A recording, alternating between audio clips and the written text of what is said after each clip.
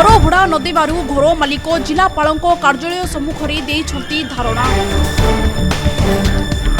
सूचना अनुसार भद्रक जिला चंदवाली गोपीनाथपुर ग्रामर उपेन्द्र दास को घरे सरकारी चुक्ति अनुसार मद दुकान खोलिबाकू भड़ा नेइथिले।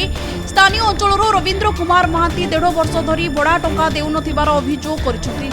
एपरिक उक्त मद दुकान रे तांको पुओ काम करुथिले, तांको पुओर दरमा मध्य देइ नथिबा अभियोग करिसथि उपेन्द्र।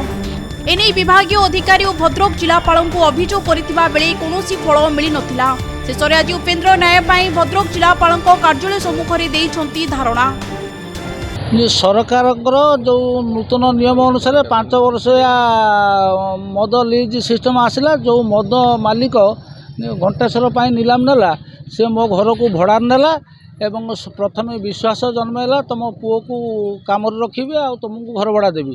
कालक्रमे मो पुओ को अधारू बाहर करदेला, तार दरमा 8 मास बंद करने सह मत 1.5 वर्षर घर भड़ा बंद करी बर्तमान मोर कनसेंट्राता सान भाई को मो विरुद्ध षड्यंत्र करुच्ची हत्या करने सह माड़ मारिबा इबड़ा सब संगीन करी मत घर भड़ा दौनी। तेबे उपेन्द्र तांकर समस्त बाकी भड़ा अर्थ देवा सह एबेकार भड़ा देबा पाई दाबी करिसथि। भद्रकरू कमलोचन पंडांक रिपोर्ट, मानी टीवी।